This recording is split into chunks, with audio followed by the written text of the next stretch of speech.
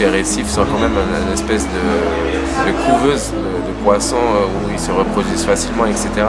C'est une notion qui fait écho à une conception amérindienne qui existe comme la mer de la forêt, qui sont des zones en forêt qui là où les animaux se reproduisent et là où l'homme n'a pas le droit d'agir. C'est comme ça que nous on le définit, hein, pour aller rapidement. Donc ça fait un peu sens à ça, les récifs coralliens. En tout cas, le danger, que le forage soit au Brésil ou en Guyane, il est là. Il sera vraiment fait un gros dégât sur la forêt amazonienne. Non seulement la forêt, mais on ne sait pas sur la partie marine et tout ça. Pour nous, en tant qu'Amérindiens, très jeunes, quand on est éduqué de manière traditionnelle, on nous dit que nous sommes une vie, nous sommes la vie humaine, une forme de vie comme une autre en vérité, et qu'on n'a pas droit en fait, sur d'autres formes de vie. S'il y a un problème un jour dans une base pétrolière, surtout les côtes de l'Amapá seront polluées. Et nous, on a beaucoup d'animaux qui vont être morts. Moi, j'ai pu assister à une réunion d'information justement de Total pour savoir où est-ce que ça en était. Mais les informations sont assez floues. En fait, les choses sont décidées là-haut. Et puis nous, on ne sait pas. On n'est pas au courant de tout ça. Et nous, on ne vient pas nous... Comment dire, ils viennent pas nous écouter.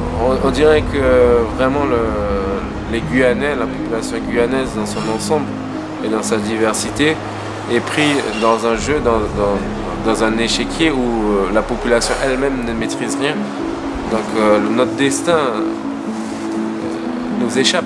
Nos frères autochtones du côté de l'Amapá nous ont demandé leur soutien.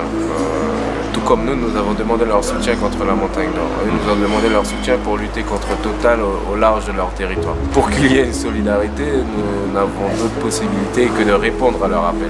On a eu l'occasion de participer à plein de rencontres internationales entre peuples autochtones. On connaît les agissements de Total sur des territoires, notamment Mapuche, par exemple en Argentine, etc. On va visiter toutes les villes qui ont développé le système de pétrole. Tu vas voir comment ça se passe, c'est tout sale, tout dégueulasse, tout pollué. Les fleuves, ils sont morts, il n'y a aucune vie. Ça, si on commence à faire ça, c'est que le début vraiment un massacre de tout le système amazonien, quoi. Dans toutes les grandes villes qu'on a déjà vues, qui a eu du pétrole, les villes, qu'est-ce qu'ils ont? Rien. Les villes, elles n'ont rien. Elles sont pauvres. Les gens là-bas aussi sont pauvres. Il n'y a aucun de ces projets qui est né à partir d'une intention de oui, qu'est-ce qu'on peut faire pour la Guyane, pour que les Guyanais soient mieux, etc. Non, ils n'ont aucun respect du droit humain, du droit des peuples autochtones. Eux, ils fonctionnent en termes que d'une génération et ce sera à la suivante de régler nos problèmes à nous. On ne fonctionne pas comme ça. Chaque décision que l'on prend, c'est en fonction de la génération future, pas en fonction de la génération actuelle. Parce que la génération actuelle, elle est peut-être présente, mais elle est déjà en train de mourir. Toutes les décisions les plus infimes jusqu'aux plus importantes doivent être raisonnées par la pensée vers la génération future. C'est comme ça qu'une société humaine est pérenne.